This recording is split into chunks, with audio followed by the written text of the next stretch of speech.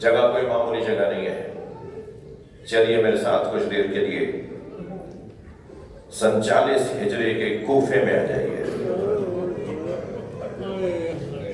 47 ہجری کا کوفہ.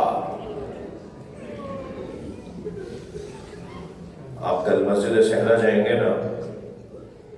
میرے بھائی جناب موسیٰ رضا بھی اعلان کر رہے تھے کہ کل مسجد صحرا جانا ہے. مسجد صحرا میں انبیاء کے مصلے ہیں. نبیوں نے جہاں بیٹھ کے نماز پڑھی ہے اس مسجد میں جا رہے ہیں آپ. وہ کوفے کے حدود میں ہے، شہر کوفہ کی. یہ جو جگہ ہے یہ مولا علی کی غربت کا شہر ہے. یہ مولا علی کی غربت کا شہر ہے. کیسے مولا علی کی غربت کا شہر ہے؟ علی مولا تو کوفے میں رہتے تھے، پھر مولا علی یہاں کہاں ہے؟ یہ کوفہ ہے، یہ نجف ہے، یہ تو شہر ہی دوسرا ہے، یہ تو جگہ ہی کوئی اور ہے. اہل سنت کتابوں میں لکھا ہوا ہے جب علی مولا کی شہادت ہوئی، مولا نے فرمایا حسنین میرا جنازہ آگے سے خود اٹھے گا، عقب سے تم جنازہ اٹھانا، اور جہاں جنازہ جا کے رکنے لگے اور اترنے لگے وہیں جنازے کو اتار دینا. جہاں جنازہ رکھو گے اس کے برابر میں خاک مٹی کو ہٹاؤ گے تو ایک تیار قبر نظر آئے گی، اس تیار قبر میں مجھے دفنا دینا. عزیزو، میں مولا کے موالیوں سے بات کر رہا ہوں. مولا کائنات کے جنازے میں 4 لوگ بھی نہیں تھے. آج لاکھوں لوگوں کی حاضری ڈیلی ہے یہاں پر، لاکھوں لوگوں کی حاضری روزانہ کی ہے یہاں، مگر علی کے جنازے میں 4 لوگ بھی نہیں تھے. 2 لوگوں نے جنازہ اٹھایا، وہ بھی شہزادوں نے، وہ بھی حسن و حسین نے جنازہ اٹھایا. اور جب خاک کو ہٹایا تو قبر تیار ملی، اور قبر کے اندر ایک پتھر پہ لکھا تھا یہ آخری نبی کے وصی علی کی قبر ہے جسے آدم نے اپنے ہاتھ سے بنایا ہے. اس زری کے اندر حضرت آدم بھی ہیں، کہاں آئے ہوئے ہیں ہم؟ اس زری کے اندر حضرت نوح بھی ہیں. اسی مولا علی کی قبر کے ساتھ حضرت نوح کی قبر بھی ہے، حضرت آدم کی قبر بھی ہے. یہ جو جگہ جہاں میں بیٹھے ہم اور آپ بیٹھے اتنے قیمتی روزہ بنا ہوا ہے، مگر ذرا 40 ہجری کے کوفے میں چلے جائیے جہاں علی غربت میں جنازہ جس علی کا اٹھ رہا ہے. آپ کی آنکھوں میں آنسو دیکھ رہا ہوں. کیا ہوا ہے اس گھرانے کے ساتھ؟ کیا گزری ہے زہرا کی اولاد کے ساتھ؟ جب محشر میں بی بی زہرا کو لایا جائے گا نا، جب محشر میں جناب زہرا کو لایا جائے گا تو جناب زہرا کی سواری عرش کے سامنے سے گزرے گی، تو بی بی اپنی مہاری سے جس کے ہاتھ میں بی بی کی سواری کی لگام ہوگی اس سے فرمائیں گی سواری کو روک دو. سواری رکے گی تو اللہ کی آواز آئے گی فاطمہ کیوں روکی ہو؟ تو بی بی فرمائیں گی یا اللہ مجھے آج انصاف چاہیے. میرے بچوں کو کس جرم میں مارا گیا، میرے خانوادے کو کیسے کیوں مارا گیا؟ آواز قدرت آئے گی فاطمہ مانگو، کیا مانگنا چاہتی ہو؟ تو بی بی فرمائیں گی بِأَيِّ ذَنبٍ قُتِلَتْ، میرے محسن کو کیوں مارا گیا، میرے حسن کو کیوں زہر دیا گیا، میرے حسین کے گلے پہ خنجر کیوں چلایا گیا، میری نسل کو کیوں کاٹا گیا؟ جناب زہرا کی اولاد میں عزاداروں 11 امام آئے ہیں. آپ کے شوہر امام اور پھر ان کے 11 بچے امام، 12 اماموں کی ماں، 11 اماموں کی ماں، اور ایک زاویے سے لیجئے تو نبی کی ماں. جناب زہرا کا سارا خاندان مار دیا گیا، قربان کر دیا سیدہ نے اپنے بچوں کو. بی بی فرمائیں گی یا اللہ مجھے آج انصاف چاہیے. فاطمہ مانگو، کیا مانگنا چاہتی ہو؟ بی بی ایک گٹھڑی کھولے گی جس میں 2 کٹے ہوئے ہاتھ ہوں گے. آپ کی آوازیں بلند ہو گئی. بی بی ایک گٹھڑی کھولیں گی جس میں ایک بچی کی بالیاں ہوگی. اللہ ان آوازوں پہ رحمت نازل فرمائے. جن کے مذہب میں رونا جائز ہے وہ تکلف کر کے نہ روئے، جن کے مذہب میں رونا جائز ہے وہ تکلف کر کے نہ روئے. اپنی آوازوں کو آزاد کریں. عشرہ فاطمیہ کی پہلی مجلس ہے. جناب زہرا کی گٹھڑی سے شاید ایک بچی کی بالیاں نکلیں گی.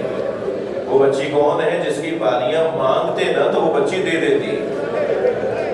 اس بچی سے، بچیاں بھی ہیں نا ہمارے ساتھ چھوٹی چھوٹی، ان کے کان میں چھوٹے چھوٹے بندے ہوتے ہیں نا، اگر کہا کہا جاتا نا سکینہ اپنی بالیاں دے دو، تو امام حسین کریم مولا کی بیٹی اپنی بالیاں اتار کے دے دیتی.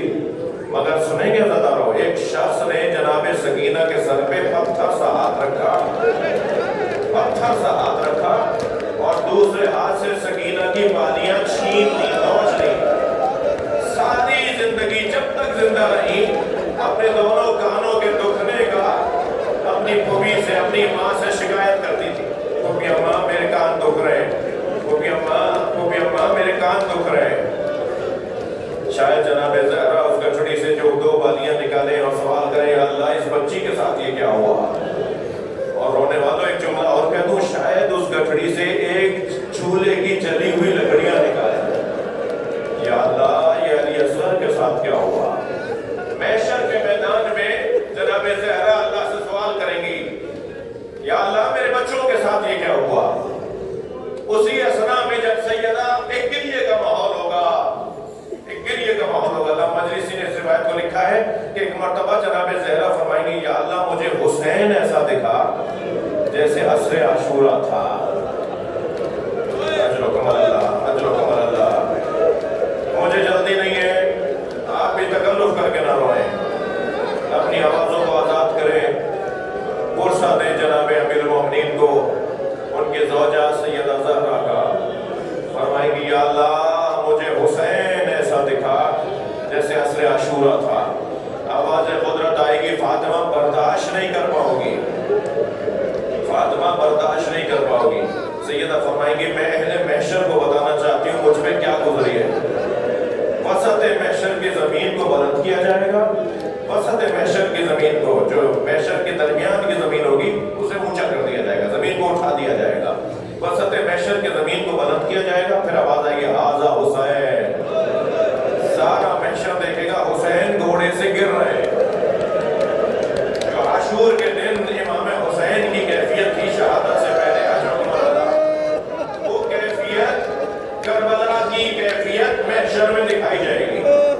میں نے یہ مقتل کا جملہ پڑھا کہ جب امام حسین گھوڑے سے گرنے لگتے تھے تو جب دائیں گرنے لگتے تھے تو زین پکڑ کے سنبھلتے تھے اور اس جانب اشارہ کرتے تھے مجھے نہیں چاہیے، لا واللہ مجھے نہیں چاہیے. جب دوسری جانب گرنے لگتے تھے فرماتے تھے مجھے نہیں چاہیے. مختار کے دربار میں حضرت مختار نے ایک سپاہی سے پوچھا حسین کو کون کیا دے رہا تھا. اس نے کہا ہم تو سب گرانا چاہ رہے تھے، ہم تو سب حسین کو مارنا چاہ رہے تھے، ہم میں سے تو کوئی سہارا بھی نہیں دینا چاہ رہا تھا، مگر حسین گرتے گرتے کہتے تھے مجھے نہیں چاہیے. میں نے ایک اللہ کے ولی سے یہ جملہ سنا، وہ یہ فرما رہے تھے کہ معرفت کی نگاہوں سے دیکھو، جب حسین گرنے لگتے تھے نا جناب زہرا نظر آتے تھے اور بی بی فرماتی تھی میرے لال میری گود میں آ جا، اے میرے بچے میری آغوش میں آ جا. اور امام حسین فرماتے تھے اماں یہ میرا امتحان ہے، اماں مجھے خود زمین پہ گرنے دیجیے.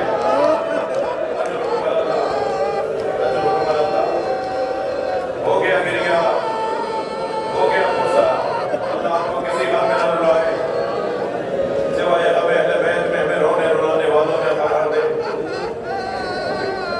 کربلا کے میدان کا یہ منظر محشر میں دکھایا جائے گا. امام گھوڑے سے گرتے نظر آئیں گے.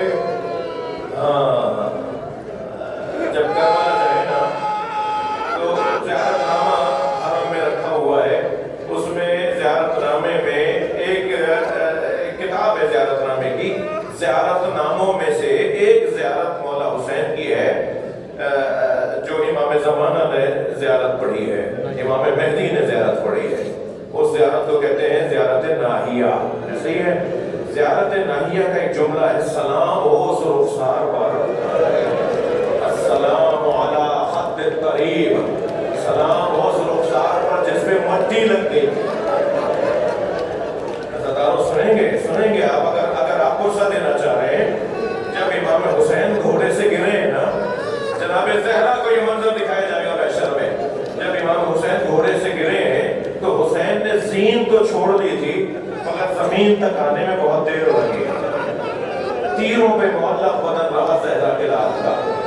اور جب امام حسین زمین کربلا پر آئے ہیں تو قاتل خنجر بردار قاتل इमाम का गला काटने के इरादे से आगे बढ़ने लगे। कातिलों का हल्का, आखिरी जुमले कह रहा हूँ, कातिलों का हल्का तक होने लगा, कातिलों का हल्का करीब होने लगा। हर शख्स चाहता था कि मैं गला काटूं और इसकी रिपोर्ट शाम को अच्छे तो मुझे इनाम मिले कि हुसैन का गला काटा किसने। हर शख्स इनाम चाहता था नबी के नवासे को मारने का, हर शख्स इनाम चाहता था अली के बच्चे को मारने का, हर शख्स ये चाहता था कि मैं अपने हाथ से हुसैन का गला काटूं। किसको दुखी किया जा रहा है? जनाब ज़हरा को। जब ये आगे बढ़ने लगे तो एक शख्स की आवाज आई, इतना रुक जाओ। जब इमाम घोड़े से गिरे ना जमीन पर तो बहुत देर तक इमाम के बदन में तहर्रुक नहीं था, हरकत नहीं थी। इमाम चैन से हालत सजदा में थे और अल्लाह की बारगाह में अपनी मुनाजात को पेश कर रहे थे। और मुनाजात का ये जुमला सुना दो। इमाम मुनाजात क्या पढ़ रहे थे? इमाम पढ़ रहे थे तरक्तुल खल्क़तु रन हवा, या अल्लाह मैंने सारी मखलूक को तेरी खातिर छोड़ दिया। रोना आ रहा है तो आप तकल्लुफ न करें। या अल्लाह मैंने सारी मखलूक को तेरी खातिर छोड़ दिया। वह है तब्दुल अयाल लगे अराक, और मैं अपने बच्चों को यतीम कर रहा हूँ। मेरी सकीना अब यतीम हो जाएगी। मैं अपने बच्चों को यतीम कर रहा हूँ ताकि तेरा दीदार मुझे नसीब हो जाए। इमाम मुनाजात करते करते एक मर्तबा इमाम की आवाज आना बंद हो गई और कातिल आगे बढ़ने लगे। तो एक शख्स ने आवाज देकर कहा, इतना रुक जाओ कि हुसैन की रूह परवास कर जाए, हुसैन के बदन से रूह निकल जाए, तब हुसैन का गला काट लेना। तो एक और जालिम ने मुड़कर देखा और कहा, ये कैसे तय करें कि हुसैन जिंदा है? कहता ये कैसे तय करें? इमाम हुसैन के बदन में तो हरकत नहीं है, ये कैसे तय करें हुसैन जिंदा है? तो एक और जालिम की आवाज आई, एक और जालिम की आवाज आई, मैं एक जुमला कहूंगा, अगर हुसैन जिंदा हुए तो उठ के मर